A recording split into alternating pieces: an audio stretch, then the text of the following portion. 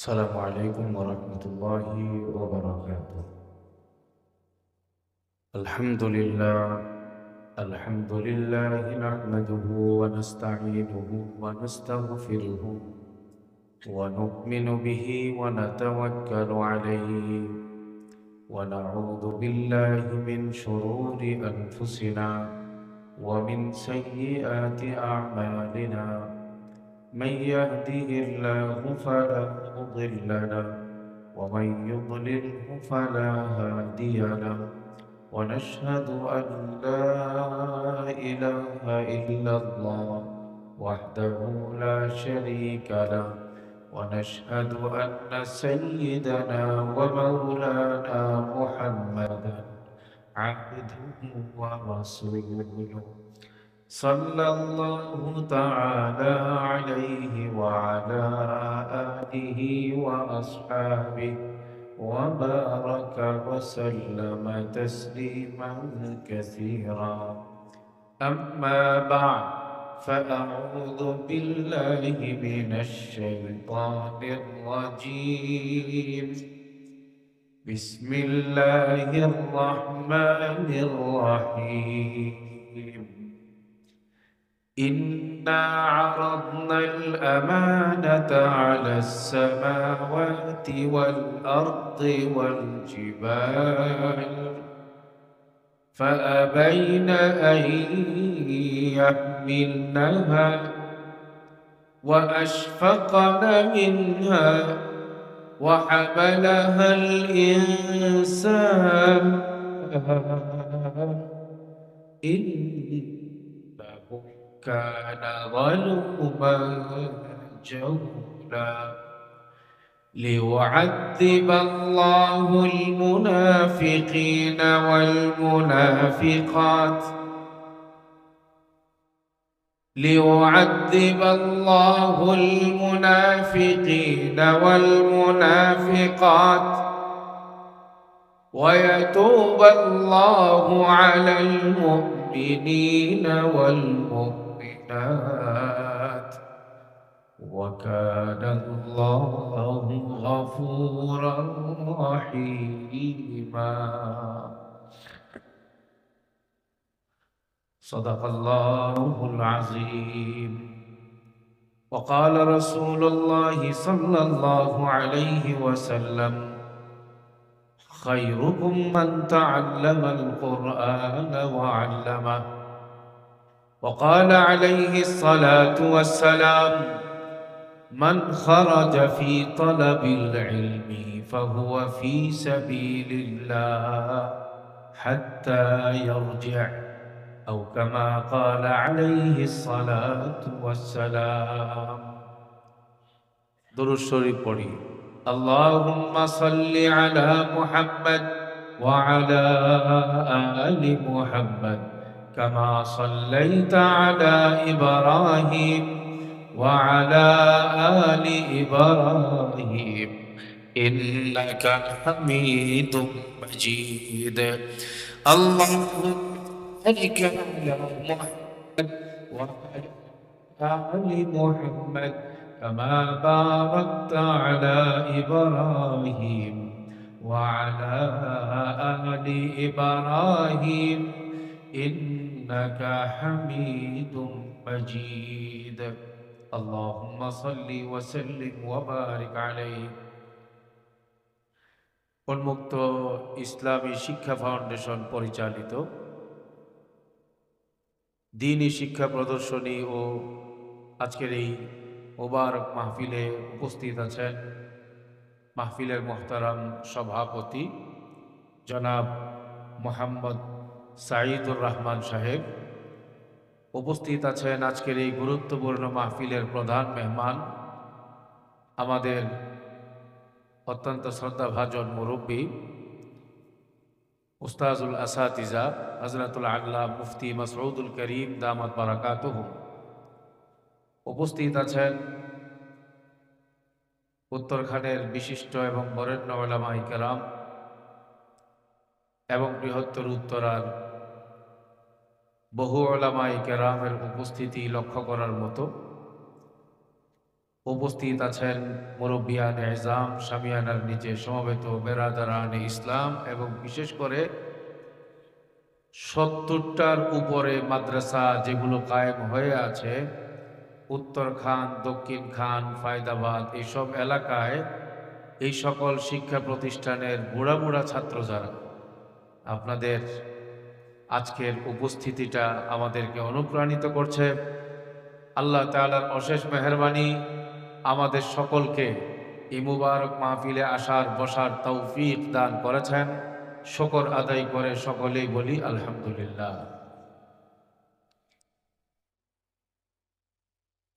যে আয়াতে কারিমা আমি আপনাদের সামনে তিলাওয়াত করলাম,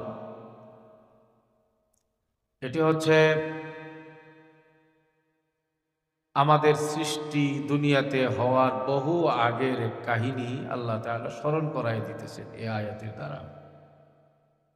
রূহের জগতে আমরা যখন ছিলাম, নারী পুরুষ সকলে, নবী রাসূলগণ তার উম্মত সহ আমরা যারা বেঁচে আছি, যারা দুনিয়াতে ছিলেন, কিয়ামত পর্যন্ত যত মানুষ আসবেন সবাইকেই আল্লাহ তাআলা রূহের জগতে হাজির করে প্রশ্ন করেছিলেন, আলাস্তু বিরাব্বিকুম, আমি কি তোমাদের রব নই?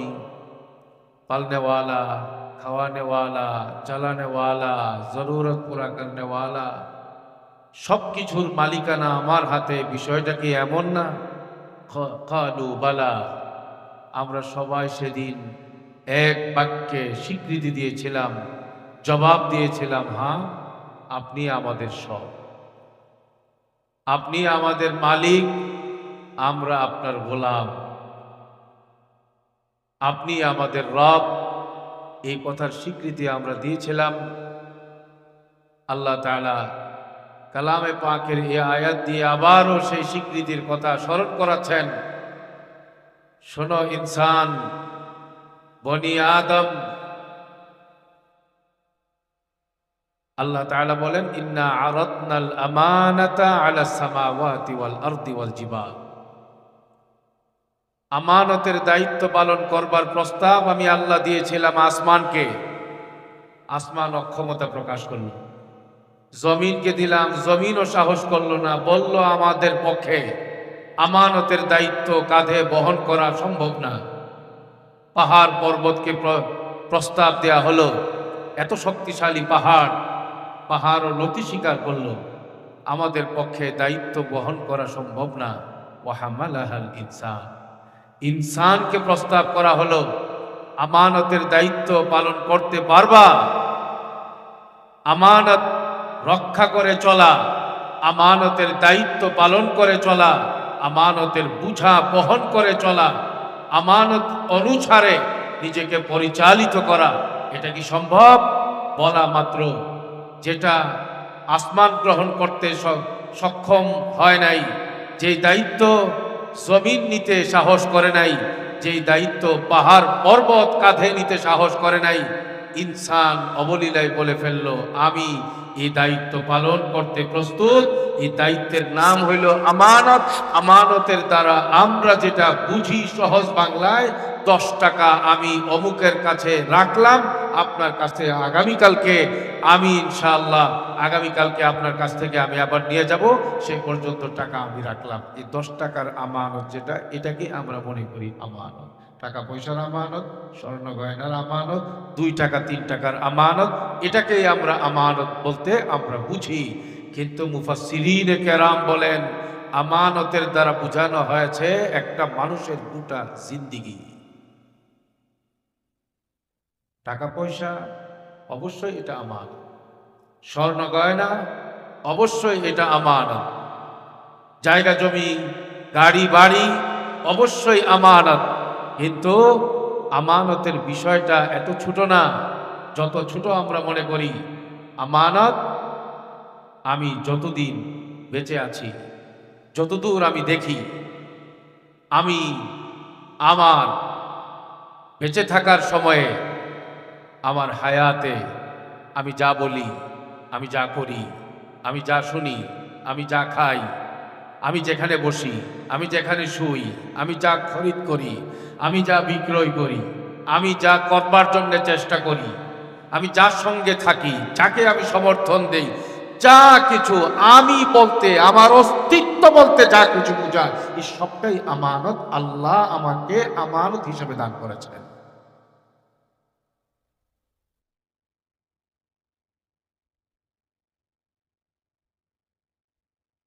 আল্লাহ তাআলা এই আমানত আমাকে আপনাকে দিয়ে পরীক্ষা নিচ্ছেন। পরীক্ষাটা কিরকম? আল্লাহ তাআলা বলে দিছেন, জান্নাতের রাস্তায় হাঁটবা, সঠিক রাস্তায় হাঁটবা তো জান্নাত পাইবা, অন্যায়ের পথে চলবা তো জাহান্নামে যাইবা। তবে তোমাকে বাধ্য করা হবে না। জান্নাতের পথে চলবা, চলার স্বাধীনতা আছে। জাহান্নামের পথে চলতে চাও, চলার স্বাধীনতা আছে। পরিণতির কথা মাথায় রাখবা। এইভাবে করে আমার আপনার পুরা জীবনটাকে ইমতিহান এবং পরীক্ষার মধ্যে আল্লাহ তাআলা রেখে দিয়েছেন আমানতের মাধ্যমে। গোটা জীবনটাই আমানত। আমি হয়তো বা মনে করি হাত দেখতে মনে হয় আমার বডির সঙ্গে লেগে আছে, এই দুইটা হাতের মালিক আমি। চোখ দেখতে মনে হয় এই চোখ দিয়ে আমি দেখি, এই দুইটা চোখ আমি এটার মালিক। পা দুইটা আমি যেহেতু চালাচ্ছি, এই দুই পায়ের মালিক আমি। ফ্যাক্টরি যেহেতু আমার কথায় ফ্যাক্টরির ওয়ার্কার তারা কাজ করে, কাজ বন্ধ করে, আমি তাদেরও মালিক, তাদের চিন্তারও মালিক, তাদের চেতনারও মালিক, ফ্যাক্টরির মালিক, আমার স্ত্রীর মালিক, আমার ছেলে মেয়ের মালিক, আমার শরীরের দেহের মালিক আমি মনে করতে পারি। যদি মনে নাই করতাম, এই রকম স্লোগান কিভাবে আসে? শরীর আমার, সিদ্ধান্ত আমার। আসে কি আসে না?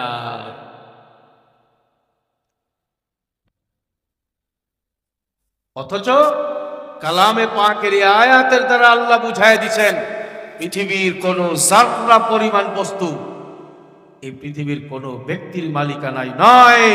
যা কিছু দেখা যাচ্ছে, যা কিছু আমি ভোগ করছি, এই সবগুলো আমানত। সবগুলোর প্রকৃত মালিক যিনি, তিনি হলেন কে? আল্লাহ। এই আমানত চন্দ রোজা নজদে মাস, در حقیقت مالک ہر شئی خداست. ای امانت چند روزہ نزد ماست, در حقیقت مالک ہر شئی خداست. এই অল্প সময়ের যে জিন্দেগি আল্লাহ আমাকে দান করেছেন, আমার অস্তিত্ব দান করেছেন, এই সবটাই আমানত।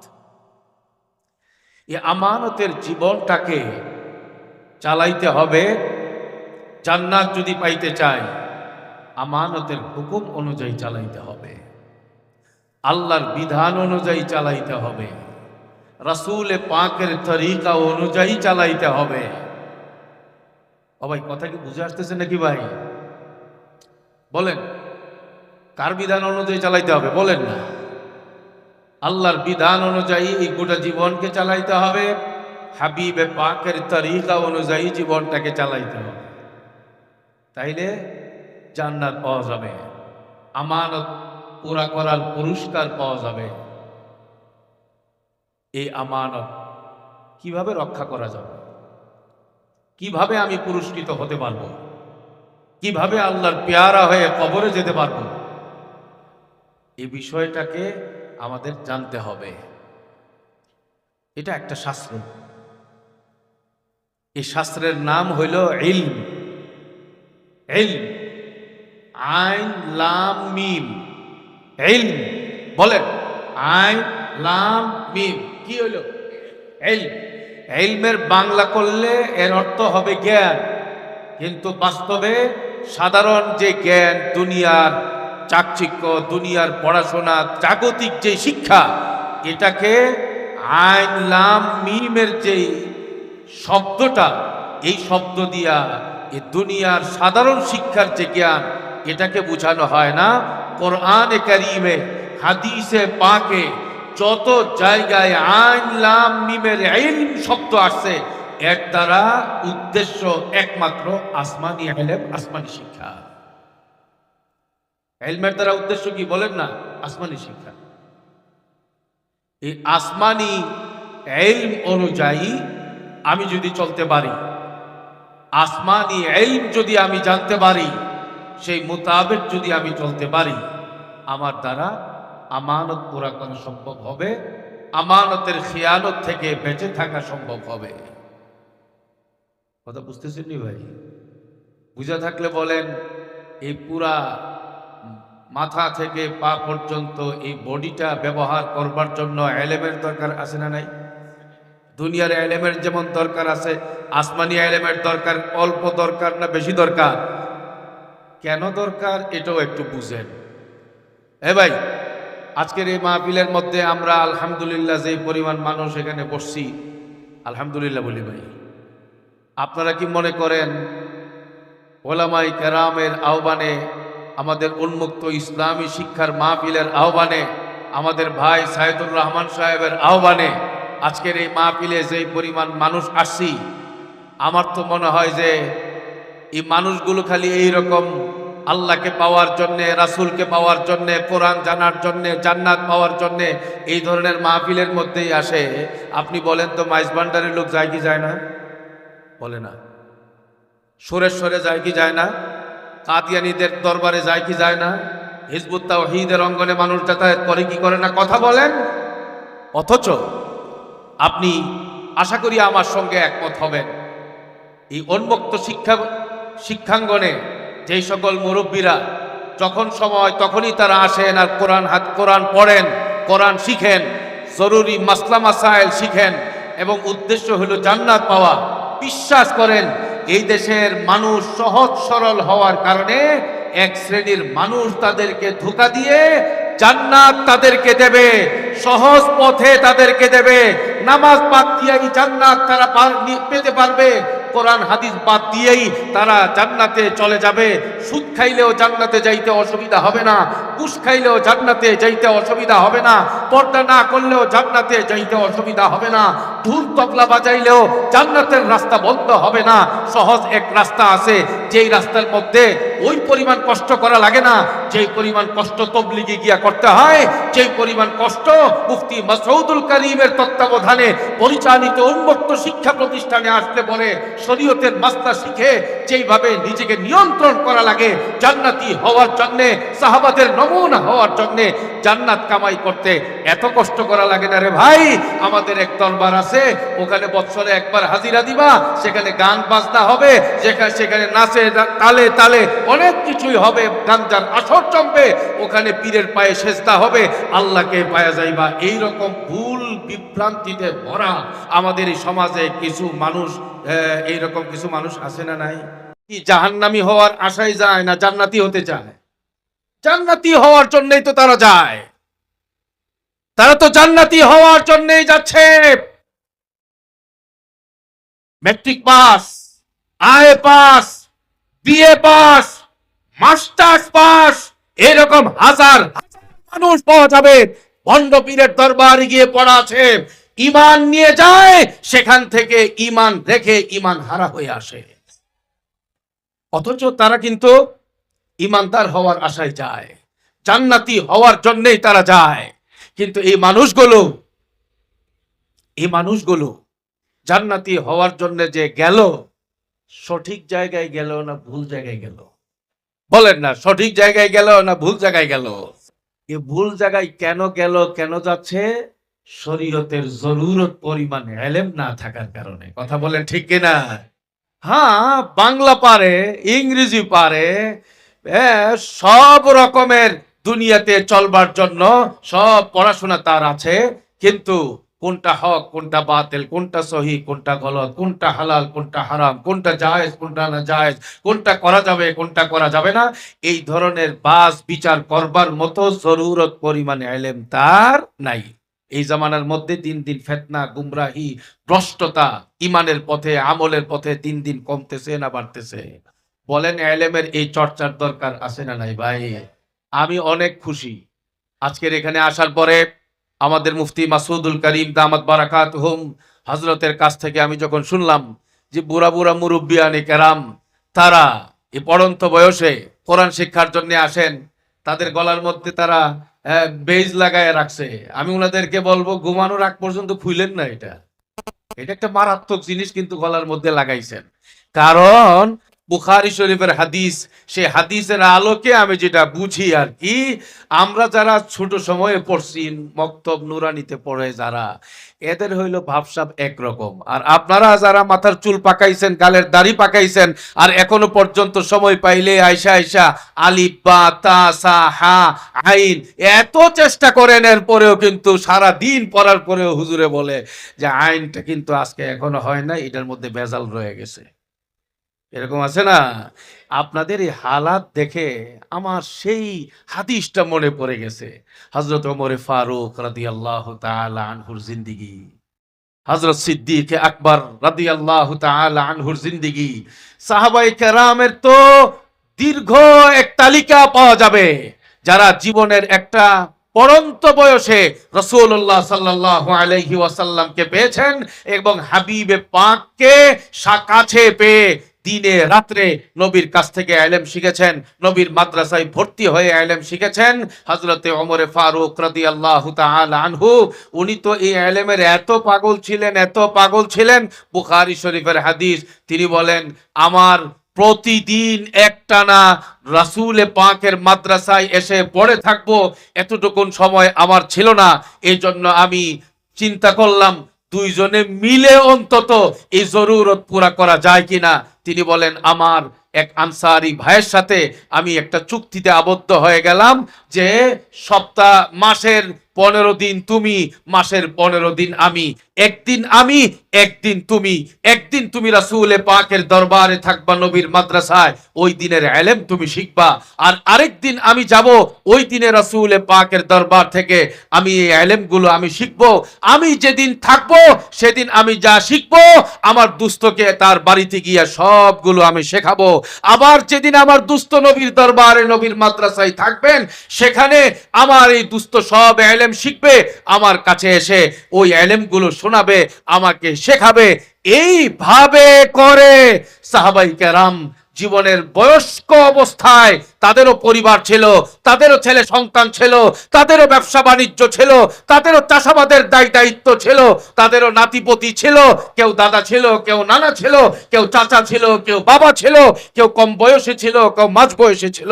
কিন্তু সেই মানুষগুলোর এত ব্যস্ততা থাকা সত্ত্বেও এই জরুরত পরিমাণে ইলম বা একজন বহুত বড় আলেম হয়ে যাওয়া, এই রাস্তায় তাদের ব্যস্ততা তাদেরকে অন্তরায় করতে পারে নাই, তাদেরকে বাধা দিতে পারে নাই। সাহাবায়ে কেরাম এমন ছিল যে বয়স অনেক, কিন্তু তাদের উদ্যমতার কারণে তারা জগৎ বিখ্যাত মুফাসসির, জগৎ বিখ্যাত মুহাদ্দিস, জগৎ বিখ্যাত ফাকিহ হয়ে গেছেন। এই জন্য আমি আপনাদের সকলের সামনে আমি আমার খুশি এবং আনন্দের বিষয়টা প্রথমে এটাই প্রকাশ করতে চাই। ও ভাই, আপনারা যারা উন্মুক্ত শিক্ষা প্রতিষ্ঠানে পড়াশোনা করে ছাত্রত্বের গৌরব অর্জন করেছেন, এটা তো বাংলাদেশের কোটি কোটি মুসলমানদের সবাই তো এই গৌরবে আসতে পারতেছে না, এই গৌরবে ধন্য হতে পারছেন না। আল্লাহ তাআলা আপনাদের কপাল খুলে দিয়েছেন, কপাল সুপ্রসন্ন করে দিয়েছেন, আর সেই কারণেই আল্লাহ তাআলা সাহাবারা যেভাবে ইলম শিখছেন কষ্ট করে করে, ঘর বাড়ি রেখে রেখে, যখন সুযোগ পাইছে তখনই আসছে, ওই নমুনা হওয়ার জন্য আল্লাহ তাআলা আপনাদেরকে কবুল করছেন। 70টা মাদ্রাসা, 70টা মসজিদে প্রতিষ্ঠিত মাদ্রাসার আমাদের শিক্ষার্থী, মুরব্বিয়ানে কেরাম, আমাদের বয়সী, আমাদের চেয়েও কম বয়সী, প্রত্যেকটা শ্রেণী পেশার মানুষ যারা পড়াশোনায় আছেন, আল্লাহ তাআলা আপনাদের সবাইকে জরুরত পরিমাণে ইলম পূর্ণাঙ্গভাবে শিখে কবরে যাওয়ার তৌফিক দান করেন। বড় খুশির ব্যাপার এটা।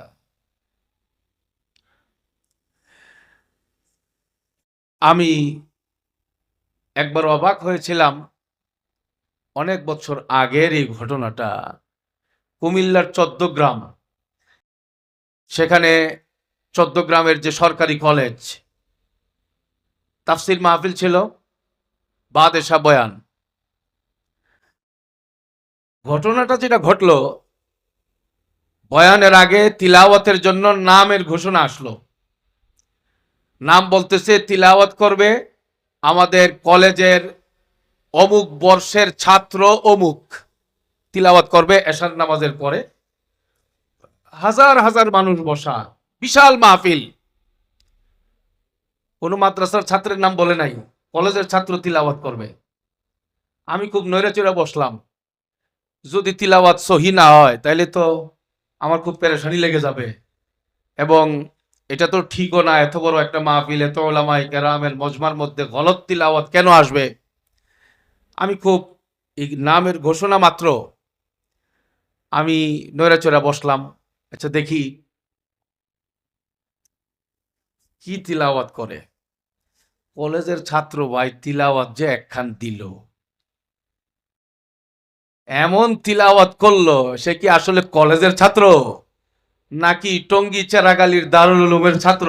এটা বুঝাই মুশকিল হয়ে গেল। তিলাওয়াত কাকে বলে? শানদার তিলাওয়াত কলেজে পড়ে রানিং ছাত্র। আমি পরে বয়ান শুরু করবার আগেই তারে আনছি, আইনে জিজ্ঞেস করছি, এই কারিশমা কেমনে দেখাইলা তুমি, ঘটনা কি? বলল যে হুজুর অন্য কিছু না হুজুর, আমাদের মসজিদের ইমাম সাহেব, উনার কাছে আমি আমার নিজের ইচ্ছায়, আমার নিজ উদ্যোগে আমি যখনই সময় পাই আমি বসি, আমি পড়ি। আমার ইমাম সাহেব হুজুর আমাকে এই তিলাওয়াত সুন্দর করে শিখাইছে, 30 পারা কোরআন আমি এইভাবে পড়তে পারি। ওই ইমাম সাহেবের যে হালাত, মুফতি মাসুদুল করিম সাহেব হুজুরের এই হালাত হয়েছে। কথা বুঝতেছেন না? কেন বলতেছি, আমি আসার সময় তিলাওয়াত করতেছিল একজন, লাউ আনজালনা হাযাল কোরআন, চমৎকার তিলাওয়াত করতেছে। হুজুর আমাকে বলতেছেন এটা আমাদের এই বুড়া বুড়া ছাত্রদের যে মাদ্রাসা, এই মাদ্রাসার শিক্ষার্থী। আজীব! আল্লাহ তাআলা হুজুরের হায়াতের মধ্যে বরকত দান করেন, এই খেদমতকে আরো ব্যাপক থেকে ব্যাপকতা দান করেন, আমিন কান। ভাই, আজকের এই জায়গায় আপনারা যারা গলার মধ্যে কার্ড লাগাইছেন, আপনাদের জন্য বলছি, যদি কার্ড না লাগাইয়া থাকেন আর ছাত্র হয়ে থাকেন, তাড়াতাড়ি লাগাইয়া বল। আপনার জন্য এই হাদিস বলছি, قال رسول الله صلى الله عليه وسلم من خرج في طلب العلم فهو في سبيل الله। সুবহানাল্লাহ। মানুষ কত রাস্তায় দৌড়ায় রে ভাই, আমেরিকার রাস্তায় দৌড়ায়, ইন্ডিয়ার রাস্তায় দৌড়ায়। 5 তারিখের আগের দৌড় ছিল একরকম, এখন হয়েছে আর একরকম। কথা বলেন ঠিক না বেঠি? কত রাস্তায় মানুষ দৌড়ায় রে ভাই। এখন কিন্তু বাংলাদেশের মানুষ হারে হারে টের পাইতেছে কোন রাস্তায় শান্তি নাই, শান্তি একমাত্র আল্লাহর রাস্তায়। কথা বলেন ঠিক কিনা? আমরা দেখেছি বিগত 15-16 বছরের শাসন, আমরা দেখেছি আমাদেরকে উন্নয়নের বক্তব্য দিয়ে আমাদেরকে বোকা বানানোর চেষ্টা করা হয়েছে। উন্নয়ন আর উন্নয়নের বক্তব্য, মাঝখান থেকে তলা শহর সব নিয়ে বিদেশে পালাইছে। কথা বলেন ঠিক না বেঠে? এখন ব্যাংকে গেলে বলে 5,000-এর বেশি দেওয়া যাইব না। কথা বলেন ঠিক না বেঠি? এইরকম উন্নয়নের জোয়ারে আমরা ভাসতেছি। সামনেও যারা ক্ষমতায় আসার চিন্তা ভাবনা করবেন, আমার কথা একটাই ভাই, দৌড়ায় যেন পালাইতে না হয়, আগে নিজের ভালো করে ঠিকঠাক করে নিয়ে। কথা কথা বুঝতেছেন নাকি আপনারা? বাংলাদেশ কিন্তু এটা এখন নতুন নতুন আদর্শের বাংলাদেশ। ঠিক মতো চলবেন তো ঠিক মতো থাকতে পারবেন। উল্টা পাল্টা বক্তব্য দেবেন, ইসলাম বিরোধী কোনো আইন করার কোনো চিন্তা ভাবনা করবেন, দেশের জনগণের সঙ্গে আমানতের খেয়ানত করে গাদ্দারদের তালিকায় নাম লেখাবেন। জোহরের সময়, ফজরের সময়, ফজরের আগেও যদি চিন্তা করেন এক গ্লাস পানি খায়া যাব, সুযোগ কিন্তু হবে না, হবে না। এটা নতুন বাংলাদেশ, সেই বিষয়টাকে সামনে নিয়ে বলছি ভাই, আমাদের এই নতুন বাংলাদেশে আমাদেরকে নতুন করে ভাবনা তৈরি করতে হবে। মানুষের গোলামি করা, মানুষের দেখানো পথ, মানুষের বানানো তন্ত্র মন্ত্র, এই সব কিছুর একটাও আমাকে আজাদি দিতে পারবে না, মুক্তি দিতে পারবে না, শান্তি দিতে পারবে না। ঘরে শান্তি পাওয়া যাবে না, অর্থনীতিতে মুক্তি পাওয়া যাবে না, কোথাও ন্যায্য অধিকার পাওয়া যাবে না। অধিকার যদি নিশ্চিতভাবে পেতে হয়, একমাত্র কোরআনের পথে, ইসলামের পথেই আসতে হবে। কথা বলেন ঠিক কিনা? সেজন্য আপনি আমি ফরজ ইলম শিখতে হবে। দৌড় দিয়ে ডাক দিলেই যে দৌড় দিবেন, জান্নাত কিন্তু নষ্ট হয়ে যেতে পারে, জান্নাতের দরজা কিন্তু বন্ধ হয়ে যেতে পারে। ডাক দিলেই দৌড় দেওয়া যাবে না। কার ডাকে সাড়া দেবেন, কার সঙ্গে আপনি উঠবেন, কে আপনি সমর্থন দেবেন, কোথায় আপনি যাবেন, কি শিখবেন, কি শিখবেন না, কি করবেন, কি করবেন না, এটা জানার নামই হইল শরীয়ত, এটা জানার নাম হইল ফরজ ইলম। এই ফরজ ইলম শিখবার জন্য উন্মুক্ত ইসলামী শিক্ষাঙ্গনে যারা ভর্তি হয়ে গলার মধ্যে কাঠ লাগায় ফেলছে, হাবিবে পাক সাল্লাল্লাহু আলাইহি ওয়াসাল্লাম বলেন, ইবনে মাজাহ শরীফের হাদিস, মান খারাজা ফি তালাবিল ইলমি ফাহুয়া ফি সাবিলিল্লাহ।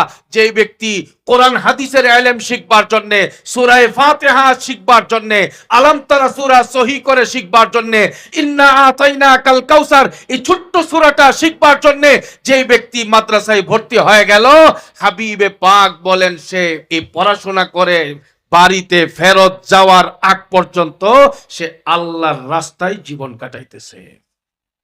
ফাহুয়া ফি সাবিলিল্লাহ হাত্তা ইয়ারজি। আপনি আমরা হয়তো মনে করতে পারি যে এগুলো তো সহজ ইলম, এর জন্য আবার উন্মুক্ত বিশ্ববিদ্যালয়ে, উন্মুক্ত ইসলামী শিক্ষা প্রতিষ্ঠানে আবার যাওয়া লাগে নাকি, মাসউদুল করিম শাহ হুজুরের এখানে যাওয়া লাগে নাকি, এগুলো তো সহজ সহজ বিষয়। যাওয়া লাগে কি লাগে না এটা বুঝেন না? বড় বড় নেতা আমরা এই পর্যন্ত দেখছি জানাজার নামাজের মাঠে গিয়া কুরবানির ঈদের কথা কয়। কথা বলেন ঠিক কিনা? বুঝেন টুঝেন না? এটা মাথাটা তো ঠিক করবার জন্য এরকম ইসলামী উন্মুক্ত ইসলামী বিশ্ববিদ্যালয়ে আসা লাগে। এগুলো বিশ্ববিদ্যালয়, উন্মুক্ত শিক্ষাঙ্গনে আসা লাগে। দুয়া একজনে করতে গেছে, মাসউদুল করিম সাহেবের কাছে গিয়ে ট্যাক্স দিতে হবে। হ্যাঁ, আমরা পড়াশোনা যারা করেছি, আমরা যারা লয়ার হয়েছি, আমরা অ্যাডভোকেট হয়েছি, আমরা ব্যারিস্টার হয়েছি, আমরা ডক্টরেট ডিগ্রি নিয়েছি, সবকিছু পারি, দুয়াটাও কি পারতাম না? আল্লাহ আমাদের অমুক নেতারে জাহান্নামের উপর দিয়া নিয়া পার করাইয়া জান্নাতে দিও। এই জাতীয় দুয়া বাংলাদেশ আরো কত যে ভাই দুয়া আমাদের এই বাংলাদেশে মানুষের জবান থেকে আমরা শুনছি, যেটা হাসির পাত্র হয়েছে। আলেম দরকার নাই, মাদ্রাসার দরকার নাই, সবকিছু শেখার দরকার আছে, কোরআন শেখার দরকার নাই, মক্তব শেখার দরকার নাই, মক্তবে ছেলেদেরকে বাচ্চা পাঠানোর দরকার নাই। আমি চ্যালেঞ্জ দিয়া বলতে পারি, পরিষ্কার বলতে পারি, এই বাংলাদেশে যত কিন্ডারগার্টেন হয়েছে, সকাল বেলার সময়টাকে নির্বাচন করা হয়েছে, এটা কেবলমাত্র সকাল বেলার বক্তব্যকে ধ্বংস করবার জন্যই একমাত্র চক্রান্ত।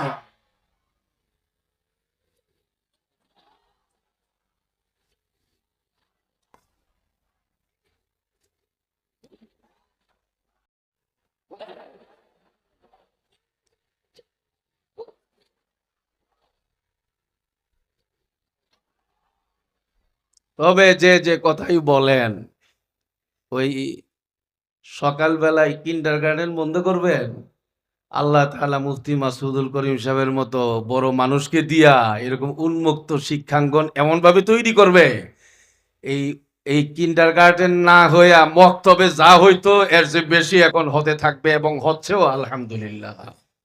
বলেন না, হচ্ছে কি হচ্ছে না? স্লোগানটা কি দিছে? আমগোর কোনো সময় নাই, আপনার সময়টাই আমগোর সময়।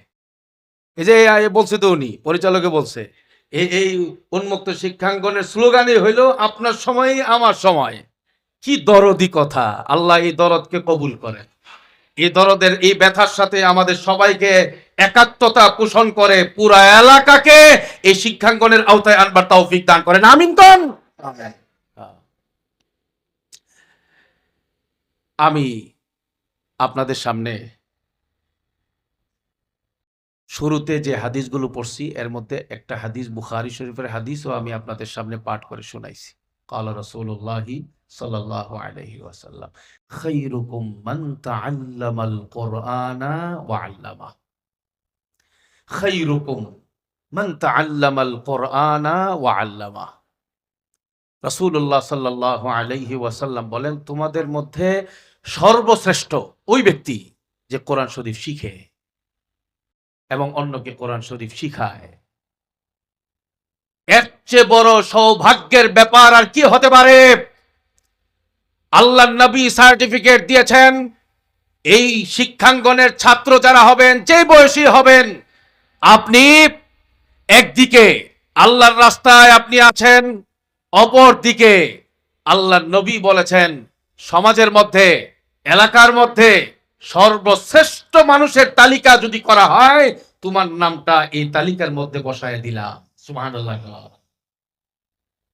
রাসূলুল্লাহ সাল্লাল্লাহু আলাইহি ওয়াসাল্লাম ঘোষণা দিলেন, খায়রুকুম মান তাআল্লামাল কুরআনা ওয়া আল্লামা। এই শিক্ষাঙ্গনে আপনারা আমরা এত যোগ্য একজন মুরব্বী, যোগ্য একজন বটগাছ পাইছি। উত্তর খানবাসী, দক্ষিণ খানবাসী এবং খিলক্ষেতবাসী, এখানে প্রায় 150 উপরে আমাদের অনেক মুরব্বিয়ানে কেরাম এবং বিভিন্ন বয়সের শিক্ষার্থীদেরকে কোরআন শরীফের সবক দেয়া হবে। যে মানুষগুলো হয়তোবা এমনও জীবন ছিল যে তারা যে কোরআন শরীফ তিলাওয়াত করে, সূরা পড়ে, সেটা যে কিছুই হয় না, গলত, এই অনুভূতিটা পর্যন্ত ছিল না। আল্লাহ তাআলা সেখান থেকে বের করে কোরআন শিখবার জন্য, সহি করে শিখবার জন্য এমন একটি প্রতিষ্ঠানে আল্লাহ তাআলা নিয়ে আসছেন আপনি আমাদেরকে। এটা বড় সৌভাগ্যের বিষয়।